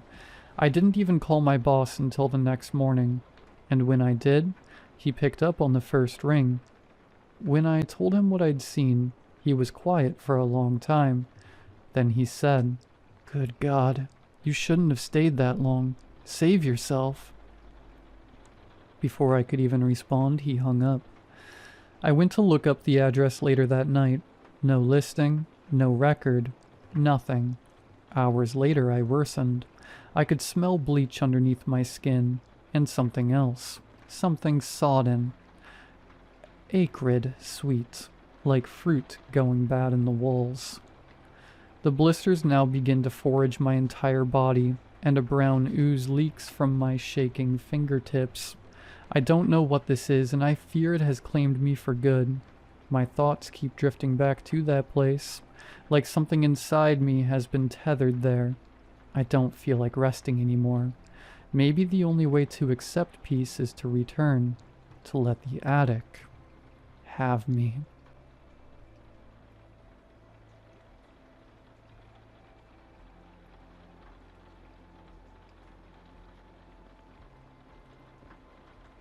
When I look back, I can still smell the candle wax. Brandon's girlfriend, Kate, had this habit of lighting 5 different scents at once. Like the mix of vanilla, pine, and burnt sugar could disguise the fact that her apartment always felt too still. My girlfriend, Leela, teased her for it while the 4 of us sat around the coffee table eating takeout noodles and half watching a movie while playing Uno. It was supposed to be a normal night. I remember thinking how quiet the neighborhood was, the kind of quiet that makes you hear the hum of the refrigerator and the soft static between words. Brandon's place sat at the end of a cul-de-sac, one of those split-level rentals with a narrow porch and a single security light that never stayed on. We'd just started talking about weekend plans when the knock came. 3 sharp raps. Not hurried, not tentative. Confident. Brandon furrowed, half rising from the couch. "Expecting anyone?" "No," I said before I could stop myself. It wasn't my house, but the sound felt directed at me. The knock came again. Same rhythm, a beat of stillness between each hit. Kate looked at the door, then at Brandon. Probably a delivery mix-up. But Brandon wasn't moving. Neither was I. There was something about the cadence that made my stomach tighten. "Relax," Leela said, nudging me. "I'll check." Before I could tell her not to, she padded across the living room and flipped on the porch light. It flickered once, then steadied. I caught a glimpse through the window, a shadow on the other side of the frosted glass. Same height as me. Leela opened the door halfway, then she froze. Brandon?" she said quietly. "You might want to come here." He joined her at the entryway, confusion flickering over his face. Kate leaned over the back of the couch, but I was already standing. I don't know what I expected. Maybe a prank, a neighbor. When I reached the door, the air felt thinner. The man outside looked exactly like me. Same jacket, same haircut, same tired circles under his eyes. Even the way he held his shoulders, slightly turned like he wasn't sure whether to step forward or back.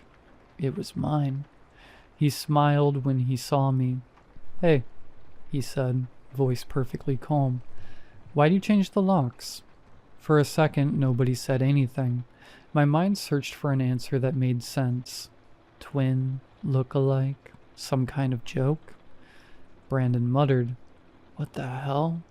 The man outside tilted his head. "You going to let me in? It's freezing." The breath left my lungs. "Who are you?" He blinked, surprised by the question. "Funny, you tell me." I slammed the door before he could take another step. The sound echoed through the living room. Kate yelped. Leela grabbed my arm. "What the hell, Matt? There's somebody out there pretending to be me." Brandon turned the deadbolt. "Okay, that's insane. Maybe he just looks like you." "No," I said. "You saw him. It's not possible." From the porch came 3 more knocks, slower this time. Leela whispered, What if it's a prank? What's that thing called? Deep fake or something? I shook my head. He had my clothes. He even talked like me. I don't think my parents would be able to tell. The knock stopped. Brandon exhaled shakily. I'm calling the cops. He grabbed his phone and started dialing. While he talked to the dispatcher, the rest of us stood there listening. No footsteps, no voice, just that quiet house breathing around us. When he hung up, he said, "They're sending a car." We waited. 10 minutes, 15. Leela peeked through the side window once but flinched back immediately. He's still there. I forced myself to look. Through the glass, my own face stared back at me. He was smiling faintly, like he found something funny. Then he raised his hand and knocked again. Softer, steady, patient. Brandon muttered, "Jesus Christ." When the police arrived, 2 officers, they found nothing. The porch was empty. The night air looked untouched, like it had been that way all along. One officer asked if I'd been drinking. I told him no. He said they'd patrol the area, told us to lock up, and left. We tried to laugh it off after that, but no one really could. Brandon suggested we all crash there for the night, just in case. Around midnight, Kate went to bed. Leela lay curled against me on the couch, pretending to sleep. Brandon stayed up, staring at the dark TV screen. That's when I heard it again. A single knock from the back door. Brandon looked at me like maybe I'd imagined it. Then we both heard the second one. 3 taps, the same slow rhythm. We crept into the kitchen. The small window above the sink looked out over the backyard. Porch light off, darkness thick as velvet. I whispered, "Don't." Brandon ignored me and flicked the light switch. The bulb hummed to life, yellow and weak, casting a cone of light over the glass door. I was standing outside again. Same jacket, same posture, except now there was something wrong with the way I smiled. It was too wide. We lifted a hand and rested it flat against the glass. The shape of it matched mine perfectly. Brandon hissed. How is he doing that? I wanted to answer, but my mouth felt dry. The thing outside leaned closer to the glass, forehead pressing gently until condensation fogged the pane. Then he whispered something. We couldn't hear through the door, but I knew the shape of the words. He mouthed, "Let me in." Brandon yanked the blinds closed. "Nope, we're done. We're calling again." But before he could reach for his phone, the kitchen light flickered and went out. The power didn't so much go out as hesitate. The hum of the fridge died. The clock on the stove blinked off, and the air itself seemed to thicken. I could hear Brandon's breath beside me, shallow and fast. Then came the soft drag of a hand sliding down the other side of the glass door. We backed into the hallway. Leela appeared, rubbing her eyes. What's happening? I started to answer, but a shape moved past the curtain window.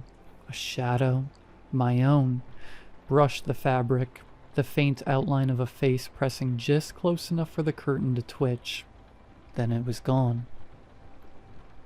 "Basement," Brandon whispered. "Breaker box." He headed for the stairs. Kate called from the bedroom, voice small, asking if everything was okay. No one answered. I didn't want to go into that dark stairwell, but standing still felt worse. I followed Brandon down, the flashlight on his phone cutting narrow slices of light across the unfinished walls. The switch was already flipped to on. "See?" he said. "Power's fine. Must be..." Something slammed upstairs, hard enough to shake the ceiling dust loose. We bolted up the steps 2 at a time. The kitchen door was open. Cold air poured through the room like water. The curtain flapped against the wall. Kate stood frozen in the hallway, hand over her mouth. "He's inside," she whispered. I saw the trail of wet footprints on the tile before I saw him. Me, standing in the living room doorway, head tilted slightly, eyes unfocused. He looked like he'd forgotten how to breathe. Brandon grabbed a lamp from the table and held it like a weapon. "Stay back," he said, voice cracking. The thing turned its head toward him, slow as a hinge, and smiled.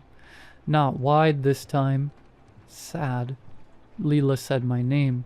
I don't know which of us she meant. For a heartbeat, everyone was still. Then the thing moved, fast, impossible speed, knocking the lamp aside, sending it clattering. Brandon shouted. Kate screamed. Leela pulled at my arm and we stumbled backward into the hall. I remember flashes, the sound of something heavy falling, glass breaking, Brandon's voice cutting off mid-word, his grunt as he hit the floor. When it was over, the silence was worse than the noise. The power blinked back on. The bulbs buzzed faintly overhead. The air smelled like ozone and sweat. I was standing in the middle of the living room. My hands were shaking. There was something on the floor at my feet, lying still. He looked exactly like me. The police came after Kate called them. I barely remember the sirens, just the questions. Where did the intruder come from? Why did he look like me? What happened to Brandon? I kept saying, I don't know. One of the officers pulled me aside and asked again, slower, like maybe I'd stop lying if he softened his voice. He pointed at the sheet-covered body. You expect me to believe you don't recognize him? I looked at the hand slipping out from under the sheet. Same scar across the knuckle, same little freckle by the wrist. I recognize him, I said. I just don't know which one of us he is. They didn't like that answer. They kept me separated from everyone else for hours. The detective who interviewed me said the neighbors only saw one person through the window, the one who broke the glass. But when they showed me a photo from the scene, something about the angle felt wrong. The face on the floor looked peaceful, almost relieved. Leela wouldn't look at me when they finally let us speak. She just said, "They found you standing over him." "Over who?" I asked. Her voice broke. "Over you." That was 2 days ago. I'm home now, waiting to hear if they're going to charge me with anything. They said the body's fingerprints match mine. Same dental records, same blood type. I've tried to remember every second of that night, but the details keep shifting. Sometimes I remember hitting him. Sometimes he hit me. Sometimes I'm the one who ran. Sometimes I'm the one who stayed. When I look in the mirror, the reflection feels a half-second late again. Not enough for anyone else to notice. Just enough for me to feel it. There's a noise I keep hearing at night, like a soft, even knocking somewhere in the walls. 3 times. Pause. 3 times again. Leela hasn't answered my calls. Kate says she's not sleeping, that she's scared of me now. I don't blame her. I catch myself using words I don't remember choosing, standing in rooms without recalling why I walked in. This morning I found something in my jacket pocket that isn't mine. A house key with a blue tag. The kind Brandon uses. I don't know how it got there.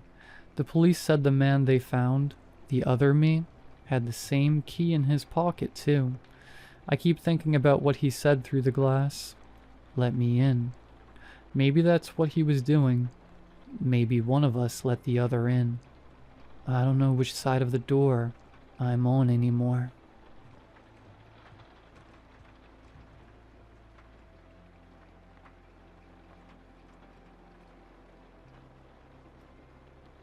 This kind of work isn't exactly glamorous, but it pays well. The company had flown me out to this remote stretch of forest to conduct a preliminary geological and topographic survey for a future radio tower installation. The job was scheduled for 4 days. Just 4 days of gathering soil samples, recording data, and creating an elevation map of the area. They dropped me off near a small cabin, originally built for logging crews decades ago. I was surrounded by trees, snow, and whatever wildlife that hadn't migrated south. The weather reports hinted at a snowstorm moving in by the end of the week, and the last thing I wanted was to get caught in the middle of it. The deep snow would make it impossible to do any work. The forest surrounding the cabin was dense, a towering wall of snow-covered pine trees, the kind of place where the quiet becomes deafening. At least, I used to think I liked that kind of quiet. Day 1, the snow crunched as I drilled into the frozen earth to collect core samples. I collected samples methodically, from different sites that had been marked on a map ahead of time. I spent the few hours of daylight as efficiently as possible, but I couldn't help but notice the silence, a constant distraction tugging at the back of my mind. Night had fallen by the time I returned to the cabin. The trees loomed like dark, twisted creatures, their branches bowing under the weight of the snow. I pulled the door shut behind me and made sure it was locked. The air in the cabin felt thick, almost suffocating. The hum of the fridge, the ticking of the clock on the wall. At least the white noise provided some relief from the silence. I made myself a cup of tea and started sorting the notes and data I had written down throughout the day. Day 2. The headache started the next morning, a throbbing ache behind my eyes that wouldn't go away. Must be the years of stale air in the cabin, I thought. I stumbled over to the window and opened it wide. The cold air hit me in the face, sharp and biting. The headache didn't seem to lessen, but at least the cabin felt less stifling. I left the window open as I made breakfast and got ready for today's work. It wasn't the first time I'd felt this way. Jet lag, lack of sleep, stress. I assumed it was a combination of all of that. By midday, I started feeling worse. I would look down on my map for a few seconds, and when I looked back up, the trees seemed different. I would open my notebook to write down measurements, only to find multiple pages of notes I didn't remember writing. I felt like time was slipping. I sat down on a rock to gather my thoughts, and when I opened my eyes again, the sun had already set. The forest felt alien in the dark. I looked at my map and estimated that I was around 40 minutes away from the cabin. That's when I first saw it. A shadow in the corner of my vision. I froze and glanced up. Just beyond the tree line, something tall and thin shifted between the pines. I squinted, trying to focus, but it darted behind a narrow tree before I could make it out. Something was following me. A shadow, always in the periphery. Every time I turned my head, it would disappear behind a tree. It looked too tall and too thin to be a human. I picked up my speed, but the shadow kept pace, flickering just out of reach all the way back to the cabin. I made the hike back in just 20 minutes. Day 3.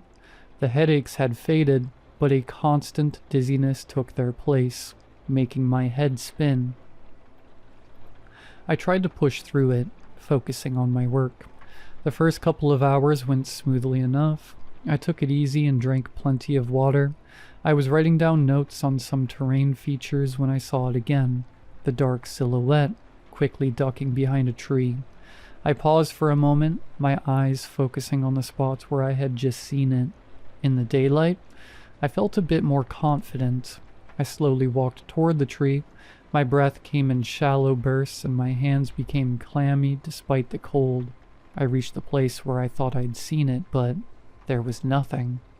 I scanned the clearing. No movement, no shadow. The snow seemed undisturbed except for my own footprints. I circled the tree once, then again, searching for any sign that something or someone had been there. As I turned to leave, I caught sight of the entity about 50 meters away, peeking out from behind another tree. I took a step forward, expecting it to vanish like before, but this time it didn't move. I took another cautious step toward it. In an instant, it darted upward, climbing the trunk with a speed that could rival a squirrel. It disappeared into the snow-covered canopy above. I made it back to the cabin before dark this time. I lit a fire in the fireplace, gathered some snow to melt for my evening tea, and grabbed my notebook from my backpack. The fire would burn bright and intensely as it heated up my small sanctuary. I went back to the table. Suddenly, I was outside, in my socks, standing in the snow. I could barely feel my arms and legs. The notebook was still clutched in my hand. The light from the cabin was visible in the distance, and the front door stood wide open. How? I muttered to myself. Had I blacked out, sleepwalked, or had the forest entity done this? I stumbled inside the cabin and sank into a chair in front of the fire. My clothes were soaked, and I sat there, hoping for a sleep that never seemed to come. The rest of the night passed in a blur. The shadows cast by the fire danced across the walls, and with every hour that passed, they seemed to grow more alive. As the fire died down to smoldering coals, the shadows still remained. Day 4? I felt like I was losing my mind. I saw more of them now, behind every tree, in every window, in the corners of the cabin, and in the darkness beneath my bed. I couldn't concentrate on anything, not even the simplest tasks. I no longer cared about the survey. I no longer cared about the radio tower. I just needed to get out. I grabbed my coat and stumbled out of the cabin, too dizzy to think straight. The snow crunched beneath my boots as I trudged through the trees.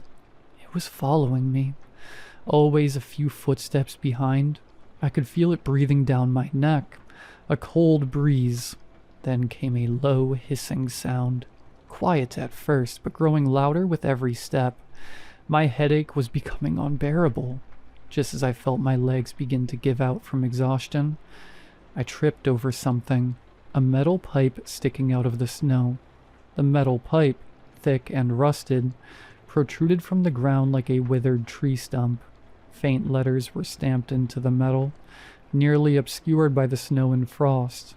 Warning, gas pipeline. A loud hissing sound clearly emanating from the pipe, an odorless and colorless gas poisoning the air. I staggered back, my body tingling with a mix of horror and nausea. The shadow was right there, no longer hiding. It didn't have to. It stood in front of me, still and silent. Was it really just a figment of my oxygen-starved brain's imagination? I used the last of my energy to get up on all fours and started crawling away. Then I blacked out. I woke up in the helicopter with an oxygen mask strapped to my face. "He's awake," someone said to the pilot. "How are you feeling?" What happened?" was all I managed to say. "Well, we were about to ask you the same," the pilot replied. "We found you lying face down in the snow. You were lucky we got to you when we did. You have a mild hypothermia. We also recovered all your gear. Everything was stacked neatly at the rendezvous point. I'm writing this down, hoping that putting it on paper will help me make sense of what happened out there."